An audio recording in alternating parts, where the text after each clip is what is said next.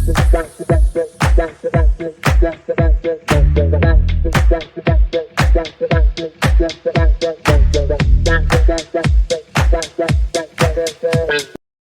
right, so buckle up, because today we're taking a trip back in time with this deep dive. Oh, this is going to be fun. Yeah, right. We're looking at a report, and it's called How to Make Money with Postcards. Straight out, like a digital time capsule. Yeah. You know what I mean? It's got that old school, get-rich-quick kind of feel to it. Definitely. And it makes you wonder, can a simple postcard, like in our world of all things digital, can it really, lead to actual profit? Such a fascinating question, especially in today's landscape. Totally. And that's what we're here to figure out. Yeah. Not to say that this is like an endorsement of this whole get rich quick thing. So, of course. Or like, what was the logic back then? Yeah. And I don't know, does any of it still hold up today? Like, what can we learn from this? It's like a historical study almost. It is like a little marketing history lesson. Yeah. Seeing how things have evolved. So the report jumps right into this thing. It calls the MLM machine. Okay, MLM machine, I like it. Right, catchy, right. Yeah. Basically, you buy these reprintable reports. Okay. And then you resell them. Okay. But here's the twist. All right, I'm listening. Your contact info replaces the original authors. Ah, so it creates this chain. Exactly, like a chain of distributors. Interesting. Very, very network driven. Yeah, total multi-level marketing, which Right. was, I guess, huge back then. Right? Oh, yeah, absolutely. Big back then. Still around today. Well, yeah, but not quite the same, I guess. It's interesting that the report actually says Yeah. that the real moneymaker isn't just selling those reports. Okay. It's using this whole postcard strategy to recruit people into the MLM program itself. Oh, so it's like a... Yeah, it's like a meta level, too. Like using postcards to recruit people to sell postcards? Exactly. It's like a postcardception, right? I love that. But I think it speaks to something deeper. What's that? That idea of community, right? Yeah. Building a network around this shared opportunity, a shared hustle. It makes you think, right? It does. Maybe that resonated even more strongly back then. Because... Well, think about it. No internet, no massive online communities. Group. People were craving that connection. Yeah. And, of course, the financial freedom, too. Of course. Right? Which never goes out of style. Never. But the way they talk about postcards in this report, it's like... It's almost reverent, right? Almost. Like they're the holy grail of marketing. They say they're, cheap, easy to distribute, fast. Like anybody can do it. Even kids can do the work, they say. That's right. But why postcards? Like, of all the things you could use... It's a good question. Cost effective? Sure. But I think there's more to it. What do you mean? Think about the context. Okay. No internet, remember. Right. No email blasts, not even widespread fax machines yet. So it's like, postcards were the original. In a way, yeah. They were affordable, and they could reach a lot of people, especially locally. So it was all about that local market. Exactly.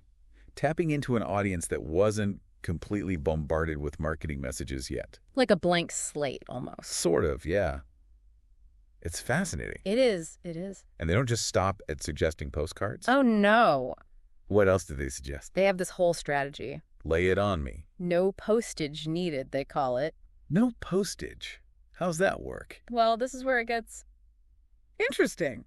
A little sketchy. Maybe a bit of both, honestly. Okay, I'm intrigued. They're talking about distributing these postcards everywhere. Everywhere? Like how? I think newspaper boxes, hotel doors, even... Hold on doors? Yeah. And get this, car windshields. Car windshields? Like, are we talking flyers under windshield wipers here? Kind of, yeah. They even suggest, like, using baggies to attach them to things. Baggies? Like sandwich baggies? Apparently. It does seem a bit... aggressive? Yeah, a little aggressive. Maybe even a tad. I don't know. Out there. Yeah, out there. Like, would you be cool with finding a random postcard baggied to your car? Honestly. Probably not. Right. But I guess it was a different time, different norms. Different norms, for sure. But it is kind of, like, bold, right? Like, they're not afraid to just go for it. Yeah, there's a certain, I don't know, scrappiness to it. Scrappiness, yeah. Like a guerrilla marketing kind of vibe. Right. They just wanted to reach people directly. Yeah. Bypass the gatekeepers. No fancy ad agencies, just straight to the consumer. Exactly. Yeah. Cut down on costs, get your message out there. Yeah. And they're actually pretty data-driven about it, too, which is surprising. Oh, how so? They tell you to code each location, like keep track of where you're putting these postcards. To see what works best, right? Exactly. Measure the results. So it's not just random chaos? Well, maybe a little chaos. A little, yeah. But there's a method to the madness. So even if it's a little outdated, there's still something to learn here. Definitely. Like that focus on testing and measuring, that's crucial in any marketing, even today. Whether it's postcards or, TikTok ads, you got to know it's working. Totally. Oh, and they also suggest paying people to help distribute, like kids, even businesses. Really? Like proto-influencer marketing? Kind of. Leverage those existing networks, It's like the early version of all that. It's fascinating to see how those seeds were planted back then. Yeah, absolutely. So we've got the local postcard blitz, but it doesn't end there. Of course not. They go beyond just blanketing a neighborhood. What else is there? They suggest sending postcards to your, quote, warm inner circle. Warm inner circle? Like, who are we talking about here? Friends, family, business contacts, people you already have a relationship with. Ah, so it's tapping into that personal network. Exactly. The power of word of mouth. Which never goes away. Never. People trust recommendations from people they know. And then there's this. Oh boy, what now? They suggest using fax machines. Fax machines? Really? Like blast faxes to everyone? And telemarketing too? Telemarketing, like cold calling people about postcards. It sounds crazy now, right? It does, it does. But that was their world. No social media to slide into those DMs. Nope.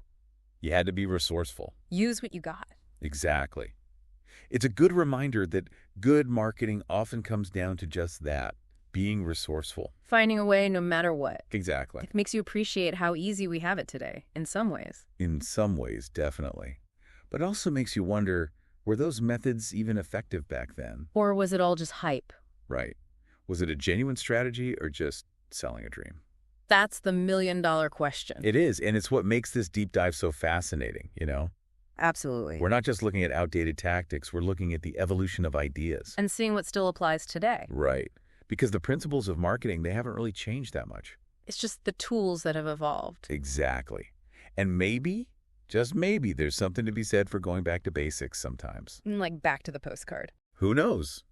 Maybe it's due for a comeback. Maybe in our digital world, analog stands out? Could be. It's all about finding what works.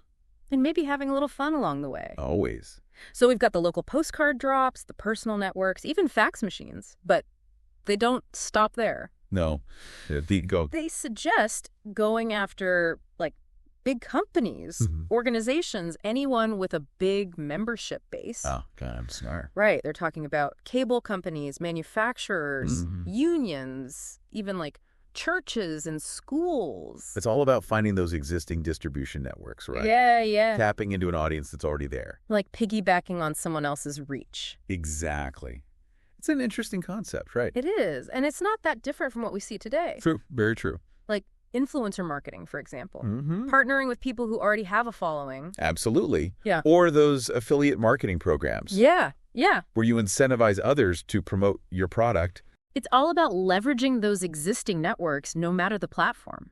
It's fascinating how those ideas were already brewing back then. Right. Like the seeds were there. They were. And the way they talk about it in the report, it's like... It's so enthusiastic. Right. So enthusiastic. Like, if you can pass out postcards, this program can work for you. Yeah. Or there is no national competition. Right. Such a different mindset. Totally. And they're very focused on the cost effectiveness of this whole thing. Oh, yeah. They really hammer that home. Like postcards versus, national ad campaigns, mass mailings, all that. Which makes sense, right? Postcards were, and still are, relatively inexpensive. Right. Especially compared to those big traditional methods. So I guess they were trying to appeal to people who didn't have a ton of money to start with? Yeah, those bootstrap entrepreneurs, The side hustlers. Exactly. Ones looking for a low barrier to entry. Which back then was even more important, right? Definitely. No free online resources, no social media marketing to rely on. You had to get creative. And you had to be thrifty. Exactly. So this postcard strategy, it was like a way to democratize entrepreneurship. Level the playing field a bit. In a way, yeah. Give people a chance who might not have had deep pockets. But, some of it does feel... a little iffy. Like the whole have kids do the work thing. Yeah, that doesn't quite fly today. And the car windshield thing. Right. Different times for sure. It makes you wonder how effective those tactics really were, even back then. Good point. Was it all just hype? Or was there some substance to it? I guess that's the million-dollar question. It is, and it's what keeps us coming back for more of these deep dives. Right. Trying to separate the timeless wisdom from the outdated fluff. Exactly. So what do you think? Could any of this postcard stuff, even with a modern twist, could it still be effective today? I mean, imagine you're a small business owner. Mm-hmm. Maybe a bakery, a bookstore, something local. Okay, I'm listening. Could you adapt these strategies to get new customers? I think you could. Maybe not the car windshield thing. Right, probably not that. But instead of randomly scattering postcards, you could be strategic about placement. Like where your target audience actually hangs out. Exactly. Partner with other businesses. Okay. Leave postcards at the coffee shop, the community center, places like that. It's all about intentionality, right? And remember that coding they talked about? Yeah. Use QR codes on each postcard. Track where people are coming from. Exactly. A little data analysis goes a long way. So even the simplest tactics can benefit from a little tech boost. Absolutely. And don't forget the warm inner circle. Oh, yeah, those personal connections. Send personalized notes, invite them to events, offer discounts, Keep those relationships strong. It's powerful stuff. And the idea of leveraging existing mailings, that's still relevant too. Like the community newsletter, right? Exactly. It's all about finding those opportunities to amplify your message. Piggyback on someone else's reach. Exactly. Whether it's online or offline. There's a lot we can learn from the past, even if it seems outdated. Totally agree. The tactics may change, but the principles endure. And one thing this report really emphasizes is the importance of offering something of value. Right. They talk about selling that low-cost report directly, which is like a proto-lead magnet. It is. Give people a freebie, a discount, something to entice them. Exactly. Capture their attention, start building that relationship. It's about giving people a reason to care. Absolutely. So we've talked about small businesses, but what about other applications? Ooh, like what? Community projects, creative ventures, things like that. Could postcards work for those? I think they could. Imagine promoting a fundraiser, a neighborhood cleanup, an art project. Yeah.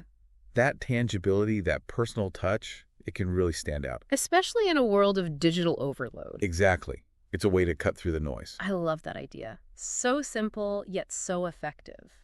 And for artists, musicians, postcards can be a great way to announce events, new projects. Yeah, like a little mini marketing campaign. It's portable, shareable, and it has that retro charm. People love that stuff. They do. So even though this report is from another time, there's a lot of wisdom we can take from it. Absolutely. The tactics might need some tweaking. Right, some modernized. But the core principles are still solid. Target your audience, be cost-effective, build relationships. And don't be afraid to stand out. Exactly. Sometimes the simplest solutions are the most effective. So as we go about our day, keep your eyes open for those unexpected opportunities. Maybe it's a postcard, a handwritten note. Or a partnership with a local business. Get creative, Think outside the box. Remember, the best marketing is the kind that feels genuine and human. It's about connecting with people on a real level. Exactly. And that's something that never goes out of style. It really makes you think, like in our rush to, be all digital and cutting edge, have we lost sight of some of those like simpler, more human ways of connecting? It's definitely something to consider. It is. This whole report, as like old school as it is, it's like a reminder to, step back a bit. Yeah. Simplify things, get back to basics, Absolutely. Sometimes we get so caught up in the complexities that we forget the power of the fundamentals. It's like a detox for your marketing brain. A detox, I like that. And it's not just about going back, it's about finding new ways to apply those classic principles. Like a remix. Yeah, a remix. Take something familiar and give it a fresh spin. So as we wrap up our deep dive into this this blast from the past, what really stands out to you? For me, it's that emphasis on human connection. Yeah. Marketing at its core, it's about building relationships, creating meaningful interactions. Right. Whether it's through a high-tech ad campaign or a handwritten note. It's about making people feel seen and heard. Exactly. And sometimes the most unexpected approaches are the ones that really resonate. And who knows, maybe we'll see a postcard revival. Wouldn't that be something? Right. In a world that's increasingly digital, maybe analog is the new, the new cool. The new edge, yeah. There's a certain charm to it, There is. That tactile experience, you can't replicate that online. You can't. So as we go about our day, let's keep our eyes peeled for those, like, offbeat opportunities, those moments where we can break free from the digital mold. Maybe it's a well-placed postcard, a handwritten thank you note. A creative partnership with a local business. The possibilities are endless. They are. Just remember, the most effective strategy always depends on the offer and the audience. Right. But never underestimate the power of a well-crafted message. Delivered in a way that surprises and delights. Exactly. That's what makes marketing magic. Well said. Thanks for joining us on this deep dive. My pleasure. Until next time, keep exploring, keep experimenting, and keep those creative juices flowing. And remember, the best way to learn is to never stop questioning, never stop challenging the status quo. That's it for this deep dive.